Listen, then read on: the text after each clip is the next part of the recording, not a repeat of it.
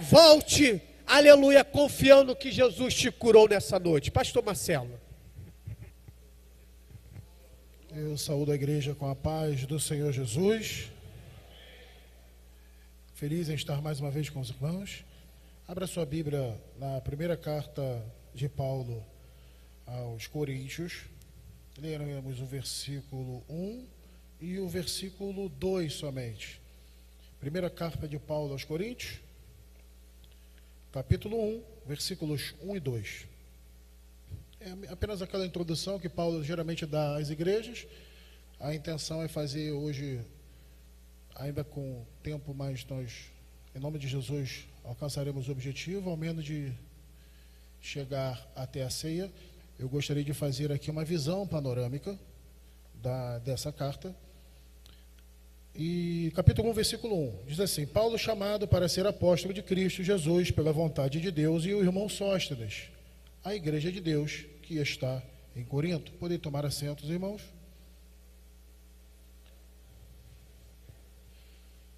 Eu vou tratar, nesses minutos que nos falta, os irmãos que fizeram a imersão aos Coríntios, eles certamente familiarizar-se-ão com alguns pontos e talvez receberão novos pontos de outros. E essa carta tem muito a nos ensinar, meus irmãos. Eu gostaria que o irmão colocasse o mapa 1, que eu coloquei aí. É mais bonito que minha foto, que está ali. Tira essa imagem de escultura daí, bota... Isso, glória! Irmãos, a cidade de Corinto, ela fica naquele ponto esquerdo, naquela ilhazinha esquerda. E na parte inferior, não a última de baixo, mas a parte inferior, à esquerda, que é ligada por um istmo, que a gente chama, que é um corredor, um grande corredor que liga uma parte do mapa ao outro.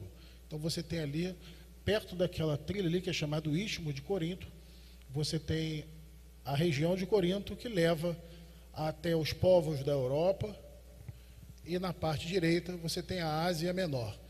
Você nota que a região de Corinto ela é privilegiada porque ela está localizada quase que entre dois mares, entre o Mar Junco e o Mar Egeu. Então tem acesso por um porto do lado esquerdo e tem acesso pelo porto do lado direito.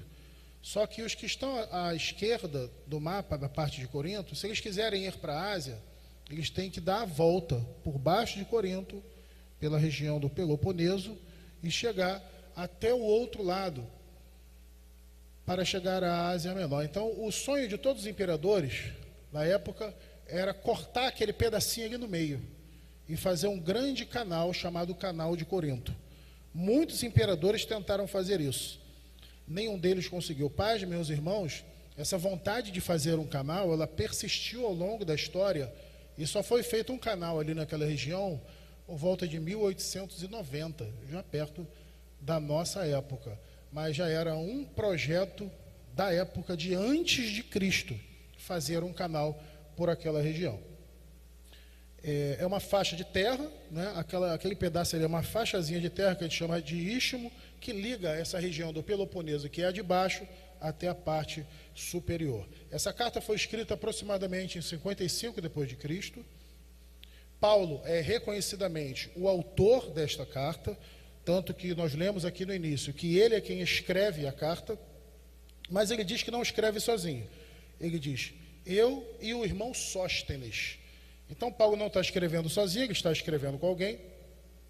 E se você quiser tomando nota na sua Bíblia e deixar a sua Bíblia aberta em Coríntios, no capítulo 16, no versículo 21, eu, Paulo, escrevi esta saudação de próprio punho. Possivelmente até aqui, então, ele tinha ditado, né? É possível que até o capítulo 16 ele tenha ditado a carta para Sóstenes, Sóstenes tenha escrito a carta, e somente ali naquele momento final é que ele pega a tinta, que a gente chama na época de pincel, não é? E ele começa a escrever ali a carta de próprio punho, que está chegando no momento da saudação final. Então, possivelmente, ele tenha ditado para que Sóstenes tenha escrito. Por que Sóstenes participa desta carta? Por que ele só escreve o final? Talvez ele tenha tornado Sóstenes participante dessa carta porque ele queria que ele fosse participante desta graça, e isto tinha uma razão. Talvez ele estivesse impossibilitado por estar com os seus braços feridos, sua mão ferida, e seria melhor só escrever uma saudação no final. Não se sabe ao certo, mas o fato é que Sóstenes participa da escritura dessa carta e também de outras. No capítulo 18, versículo 17, fala um pouco desse Sóstenes, que ele possivelmente tenha sido o chefe da sinagoga de Corinto. Diz, então todos se voltaram contra Sóstenes, chefe da sinagoga, e o espancaram diante do tribunal. Naquela ocasião, o apóstolo Paulo é acusado de estar provocando um grande tumulto por causa da pregação do evangelho. Então ele quer, o povo de Roma quer que Paulo seja perseguido, e também os judeus querem que Paulo seja perseguido naquele momento e que ele seja impedido de pregar o evangelho. Só que existe um homem que é o chefe da sinagoga, e esse homem, em vez de entrar na onda juntamente com os judaizantes, perseguir a Paulo, ele nada faz. Ele se omite nessa questão. E aí parece que é por isso que ele ganha simpatia de Paulo, porque Sóstenes, como chefe da sinagoga, não encoraja que Paulo fosse punido, ele não encoraja isso, do contrário, então ele ganha a simpatia de Paulo, mas em compensação, ele também fica mal diante dos outros e ele é punido pelas outras pessoas. Então você vê aqui que as pessoas espancaram ele diante do tribunal, porque queriam que ele tivesse punido Paulo. E como ele não fez isso, talvez por essa razão, Paulo agora chama ele e olha, eu quero que você se torne participante dessa carta comigo, porque você sofreu tanto quanto eu no início de toda essa história. Então é possível que esta tenha sido uma das razões de ele participar desse momento de escritura.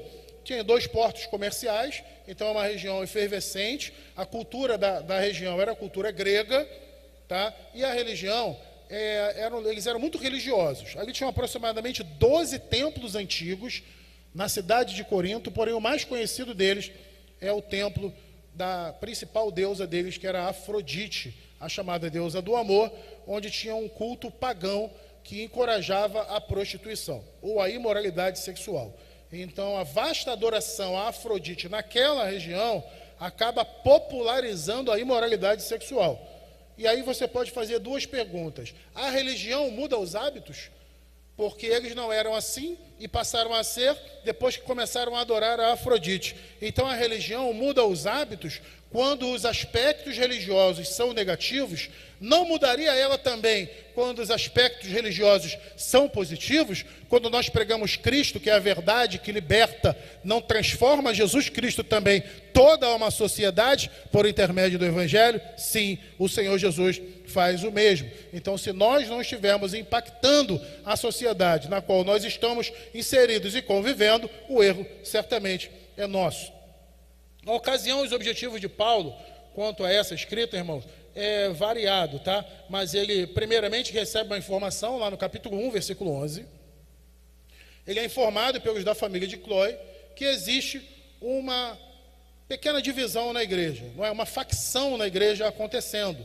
Tem uma facção na igreja. No capítulo 16 e 17, ele diz: alegrei-me com a vinda de Estéfanas, Fortunato e Acaico, porque eles supriram o que estava faltando em vocês. Então tem 2 fontes de informação registrada na própria carta. Primeiro, ele recebe uma informação da família de Cloé: olha, Paulo, na igreja está tendo facção, na igreja está tendo divisão. E segundo, vão até ele esses irmãos, no capítulo 16, versículo 17, e certamente esses irmãos levam a ele uma carta cheia de dúvidas. É por isso que quando ele vai responder, capítulo 7, versículo 1, ele diz: olha, quanto ao que vocês me escreveram, ele está respondendo perguntas que a igreja fez a ele, e ali naquele momento, quem levou essas perguntas, possivelmente, esses irmãos que o visitaram lá no capítulo 16, versículo 17. Isso faz-nos saber que a primeira carta de Paulo, ao tratar de questões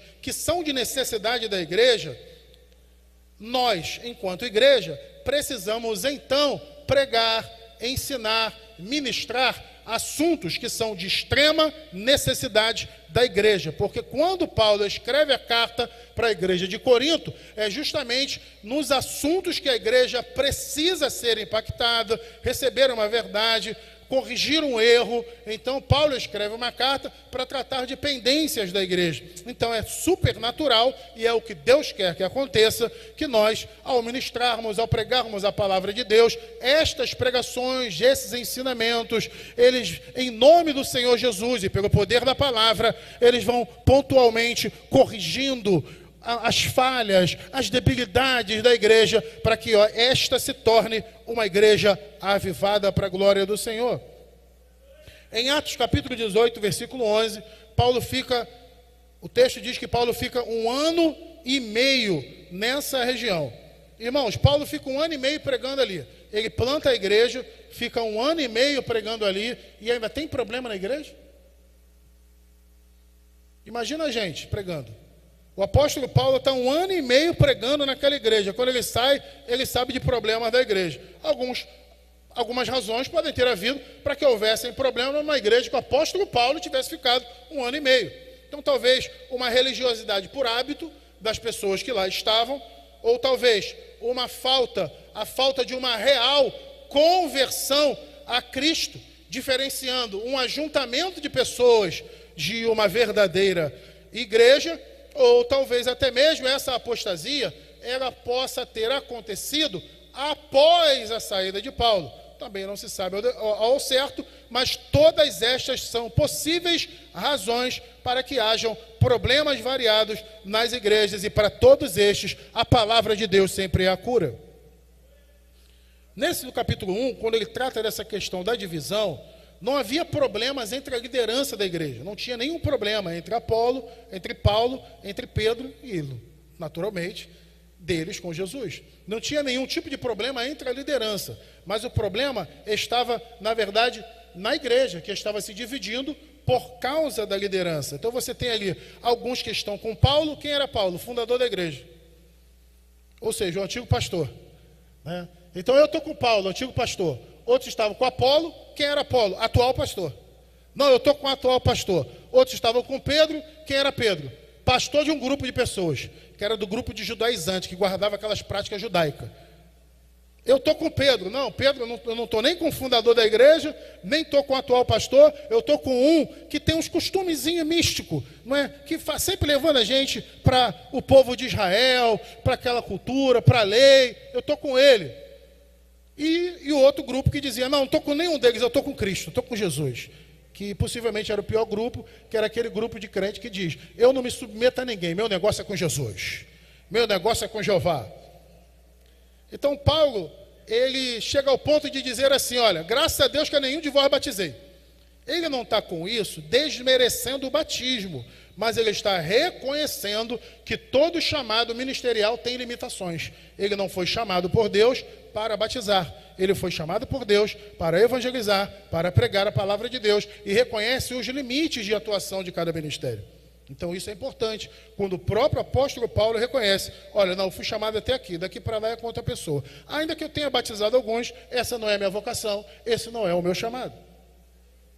1 Coríntios capítulo 2, versículo 1, diz que ele não foi chamado para falar com uma sublimidade de palavras. O que quer dizer sublimidade de palavras? É uma ostentação na linguagem. É quando você tenta utilizar da retórica para convencer as pessoas, em vez de utilizar-se da palavra de Deus. Mas tentar convencer pela retórica. Algumas pessoas chamam, inclusive Paulo chama isso de sabedoria humana, né? Que nada tem a ver com a sabedoria vinda do céu. Nada me propus, no capítulo 2, versículo 2, ele diz, nada me propus saber entre vós, senão Jesus Cristo e este crucificado. Ele se identifica muito aqui com o pastor Francisco, né? Ou o pastor Francisco com ele, na verdade. Porque ele diz aqui, nada me propus saber entre vós, senão Jesus Cristo, o crucificado. Ou seja, a principal matéria pregada ao longo de 1 ano e meio foi quem? Jesus Cristo. A principal matéria não foi retórica, não foi termos teológicos, não foi nada disso, foi a mensagem de Jesus. Isso não significa dizer que as pessoas não devam estudar teologia, quem quer ser pastor e tudo mais. E aí um irmão uma vez me perguntou: pastor, preciso fazer teologia para ser pastor? Não precisa fazer teologia. Tem igreja, naturalmente depende da igreja que você serve. Tem igreja que você serve que é obrigado a fazer um curso, senão você não é reconhecido como pastor. Tem igrejas que não, você não precisa fazer. O que importa saber que o pastorado é um chamado divino. É um chamado divino. Agora, naturalmente, estudar disciplinas como administração eclesiástica, aconselhamento cristão, psicologia cristã, agregarão muito ao teu ministério, certamente. Então, não precisa desprezar, ainda que não seja essencial para uma boa carreira ministerial. Ela vai complementar e será uma bênção, certamente, para a vida daqueles que o fazem. Então, ele diferencia nesse texto o homem natural do homem espiritual. Então, o homem natural, ele não tem condições, segundo a Bíblia, segundo esse texto que ele diz, não tem condições de julgar ou de discernir aquele que é espiritual. Não tem condições. Quem é natural não discerne quem é espiritual. Porque quem é natural, ele diz, não tem o Espírito Santo de Deus. Então, uma pessoa que não tem o Espírito, que está no outro, não é qualificado a proferir julgamentos contra aquela pessoa. Já uma pessoa espiritual, ele diz, esse de ninguém é discernido, e ele não está sujeito a julgamento de homens, porque é uma pessoa que está conectada aos céus. Então, é importante que nós sejamos pessoas espirituais e não pensemos meramente de um modo humano. No capítulo de número 5, entra um assunto novo que ele vai tratar da disciplina bíblica. A disciplina bíblica é importante, e aqui acontece algo terrível no capítulo 5, você vai ler o versículo 1, o versículo 2 e o versículo 5, quando ele diz que naquele lugar ali tinha uma pessoa que estava até mesmo abusando da mulher de seu próprio pai. Tamanha prostituição estava inserida naquele lugar. Tem um orador romano chamado Cícero, que ele declara, irmãos, que nem mesmo em Roma naquela época era costume das pessoas ter conhecimento sobre incesto. Nem mesmo em Roma. Nem mesmo em Roma as pessoas conheciam sobre incesto direito. Mas, para você ver, dentro da igreja, a perversidade estava maior do que fora dela. Olha o risco da entrada do pecado. O Antigo Testamento proibia casamentos assim, lá em Levítico capítulo 18. E aí Paulo recomenda fazer o seguinte, eu vou dar uma orientação a vocês. Pegue esta pessoa que fez isto e entrega esta pessoa para Satanás. Dura essa palavra, né? Muito dura. É uma palavra muito dura. Não é uma fórmula mágica, tá? Quando ele diz aqui, pega essa pessoa e entrega para Satanás, não é uma fórmula mágica que você vai fazer e aquela pessoa vai cair lá no inferno. Mesmo porque não está ocupada ainda. Então não é. A ideia era de que o isolamento social e a reprovação a que essa pessoa precisava ser submetida era um caminho a ser adotado para todos que tivessem tais comportamentos. É semelhante à amputação radical, que eu já mencionei algumas vezes, lá de Mateus capítulo 18, que fala da mão direita, da mão, do pé e do olho direito. Que é muito melhor, se estes te fazem pecar, é muito melhor arrancar, mas entrar no céu sem um deles, do que com perfeitinho ir para o inferno. Naturalmente também não está falando de mutilação, em nome de Jesus, não entenda isso, o sentido ali é figurado, de amputar e cortar o caminho que te faz pecar. Então você é quem sabe o que é que tem feito você pecar, qual é o caminho do pecado para você, então você vai arrancar esse caminho, vai cortar esse caminho para que lá você não chegue. Em 1 Coríntios capítulo 5, versículo 12, ele diz, porque tenho eu que julgar também os que estão de fora, não julgai vós os que estão dentro. Ele diz que a igreja deve exercer disciplina espiritual para com os que estão dentro da igreja, mas parece que as pessoas lá, elas estavam querendo julgar o comportamento das pessoas de fora, e não o comportamento das pessoas de dentro da igreja. Então, imagina você o cenário de uma igreja criticando o imperador, criticando quem estava perseguindo a igreja, criticando quem estava fazendo qualquer coisa contra a igreja, mas tolerando o pecado dentro da igreja. Ele está dizendo que deveria ser o contrário. Essa crítica e essa palavra dura, ela tinha que ser direcionada mais dentro da igreja do que propriamente fora dela, porque era dentro da igreja que era a instância pastoral. Fora da igreja, não era competência da igreja fazer alguma coisa. Então lá tinha as próprias autoridades para isso. Quem cometeu um crime, que a autoridade o puna. Quem fez alguma coisa errada, ele está sujeito às leis das autoridades. Mas na igreja devia existir um critério muito mais apurado para que houvesse ali uma santidade maior. Capítulo 6, versículo 1. Ousa algum de vós, tendo algum negócio contra outro, ir a juízo perante os injustos e não perante os santos? Paulo parece aqui reportar um assunto importante. Ele não está falando de alguém que comete um crime contra alguém. Ele está falando possivelmente aqui de pessoas que têm causas judiciais em torno de bens materiais. Ou seja, o irmão tirou isso de mim, esse terreno aqui meu vai até aqui, e vai até lá, o irmão bateu no meu carro e não pagou. As questões materiais, elas estavam indo para ser resolvidas fora da igreja, e então a igreja está sendo corrigida. Não tem autoridade espiritual lá para que possa tratar desses assuntos? Precisa você ir para fora da igreja? Esse é o nicho que ele está tratando. Capítulo 6, versículo 7, na verdade, é já realmente uma falta entre vós, terdes demanda uns contra os outros. Por que não sofreis o dano? Ter demanda já é uma falta. Então não devia ter demanda na igreja, não devia ter cobiça, não devia ter revanchismo, não devia ter raiva, não devia ter nada que ocupasse esse espaço provocando divisão. O que devia ter era o amor, o perdão, a graça repousando sobre a vida dos irmãos. Então é uma matéria importantíssima para cada um de nós. Por isso ele recomenda no capítulo 6, versículo 18, olha, fugir de toda prostituição. Porque todo pecado é cometido fora do corpo, mas a prostituição, ela é cometida contra o seu próprio corpo. Não significa dizer aqui que a gente não deva estar atento aos demais pecados também. Não é isso que ele está dizendo. O que ele está dizendo é que o pecado contra o corpo satisfaz tão plenamente o corpo que nós devemos estar alerta com isso. Porque o pecado contra o corpo, ele dá uma satisfação muito grande ao próprio corpo. Então aí ele acende um sinal de alerta para que a igreja estivesse atenta quanto a essa questão. O contexto aqui é de uma sociedade, irmãos, que é uma sociedade neoplatônica. Qual era o pensamento deles? Essa cultura que vem lá da Grécia, que vai descendo e que chega até Corinto. Apesar de ele não ser Atenas, existia um impacto, uma influência cultural muito grande. Esse neoplatonismo, ele ensinava o seguinte, que o corpo é mau, e aquilo que é matéria é mau, é ruim, e o espírito e a alma é bom. Tá? O corpo é mau. O corpo é essencialmente mau. Então, não se esperava nada puro do corpo. Nada puro do corpo. Tudo que era no corpo era uma nojeira, era errado e tudo mais. Agora, as questões da alma é que poderiam ser muito bem-vindas. Por isso que os cristãos tiveram dúvida. Então, eu posso me casar? Devo me casar? Não devo me casar?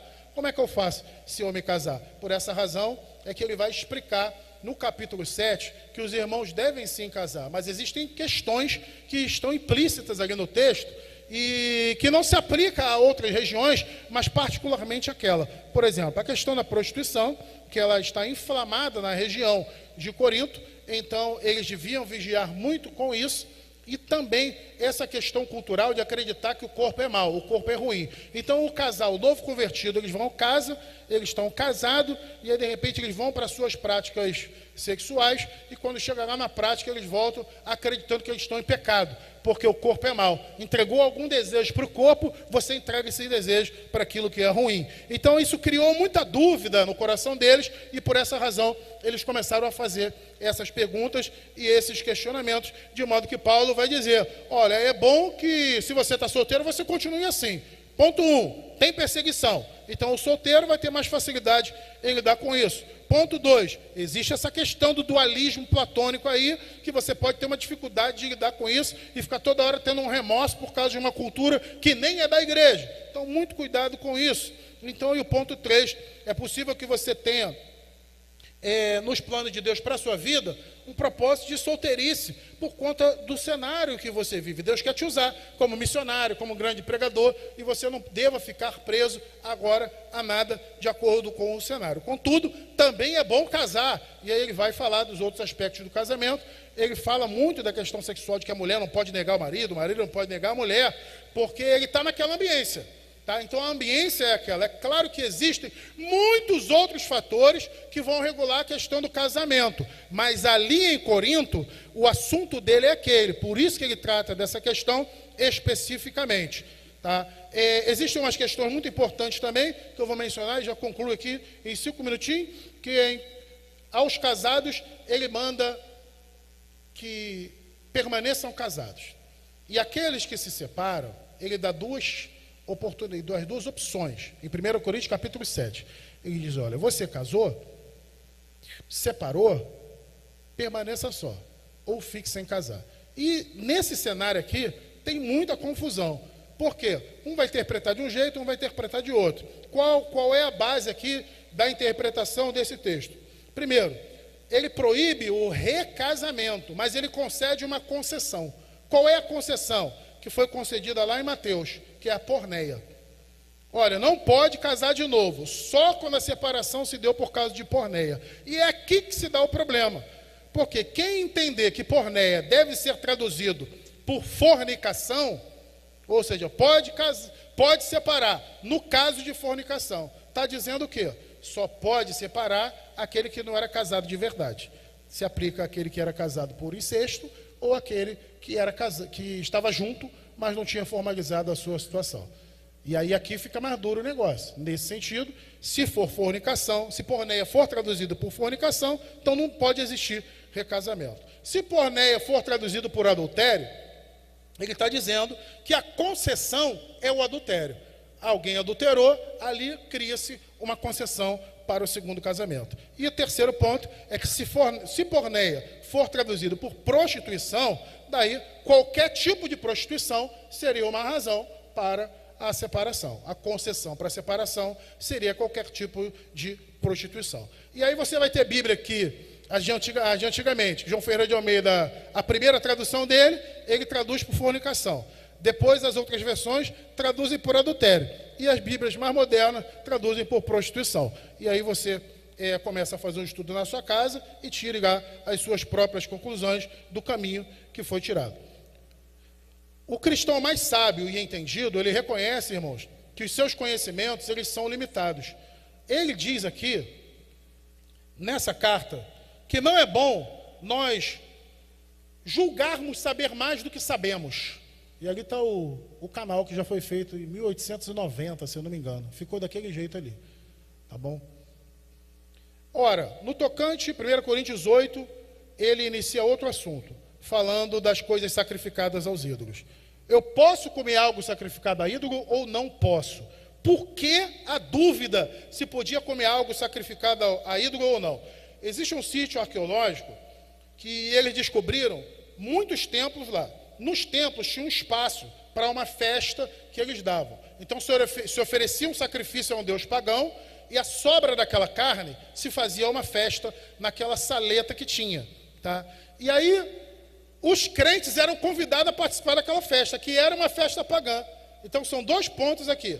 Primeiro, o crente era chamado para comer carne na festa pagã. Segundo, quando sobrava carne da festa pagã, essa carne ia para o mercado para ser vendida. E aí a segunda dúvida deles: olha, Paulo, eu passei ali no mercado e comprei uma carne, só que eu não sei se essa carne ela vem de uma festa pagã ou não. E aí, posso comer? E aí é que Paulo vai dar 2 palavras. Primeiro, ele diz, no capítulo 8, olha, o ídolo e nada é a mesma coisa. Não presta para nada o ídolo. Então esquece o ídolo. E aí no capítulo 10 ele vai dizer, olha, mas foi sacrificado ao demônio o que foi sacrificado ao ídolo. Então ele está dizendo, se você sabe a procedência da carne, então considere que é sacrificado ao demônio. Se você não sabe a procedência da carne, fui no mercado, não sei qual empresa que fez isso aqui, fique em paz. Se você não sabe, o ídolo e nada é a mesma coisa. São os 2 conceitos diferentes que ele está dando, justamente para retirar essa confusão da mente dos cristãos naquele momento. Já findando, no capítulo 10, ele compara a igreja de Cristo com os israelitas. Ele diz, no versículo 1, ora, capítulo 10, versículo 1, ora, irmãos, não quero que ignoreis que nossos pais estiveram debaixo da nuvem e todos passaram pelo mar. Ele está aqui apresentando o cenário de Israel como um modelo para a igreja, um modelo de realidade para a igreja. Se Israel errou, nós não devemos errar. É isso que ele está dizendo. Findando agora com o assunto mais importante de todos eles, que é a ceia do Senhor. No capítulo 11, versículo 21, ele diz, porque comendo, cada um toma antecipadamente a sua própria ceia. Ele diferencia aqui no capítulo 11, irmãos, e a gente chega até a ceia, então a gente discursa das considerações iniciais até a ceia, que é o bloco 1, que eu poderia chamar, e um dia a gente conclui o bloco 2, que trata dos demais assuntos, que é dons espirituais, a oferta dominical, que é a oferta retirada aos domingos, a razão dessa oferta e outros assuntos mais. Nesse assunto aqui da ceia, ele diz o seguinte, existe a ceia do Senhor e existe a sua própria ceia. Ele está falando que tem dois tipos de ceia, a ceia do Senhor e a sua própria ceia. Então as pessoas, essa ceia estava associada à festa ágape, que era uma festa do amor, era uma festa cristã para comunhão. Quem era rico levava muita coisa para comer. E aí os grupos ficavam lá para comer. Quem era pobre levava pouca coisa para comer. Imagina aí aquela ceia de Natal que a gente faz no final do ano, de repente junto com um monte de gente. O que acontecia nessa ceia? Os grupos que eram ricos levavam muita coisa para comer, só que lá eles se separavam. Então os grupos que eram ricos permaneciam entre eles no grupo dos ricos, e ali eles comiam muito e bebiam muito, porque tinha muita comida. E o grupo dos pobres comia pouco, porque levaram pouco, porque tinha pouca comida. Só que eles não se misturavam. Entenderam? Então, por essa razão ali, existe uma grande divisão na ceia do Senhor, e ao que Paulo vai combater essa divisão, dizendo que quando eles comem, participam assim, eles participam de sua própria ceia. Isso não tem nada a ver com a ceia do Senhor. Se eles quiserem participar da ceia do Senhor, eles têm que fazer uma coisa, que não é mágica nem nada. Todos nós podemos fazer. Isso que é, sabe o quê? Derrubar a barreira da separação. Quando nós derrubamos a barreira da separação, nós estamos aptos a participar de uma real comunhão. Então, viva em comunhão com os irmãos, derribe toda a barreira de separação. Deus, por Cristo, continue abençoando a tua vida, em nome do Senhor Jesus. Graças a Deus. Boa é esta palavra. Glória a Jesus. De repente a gente percebe que a igreja de Corinto era muito semelhante à nossa igreja.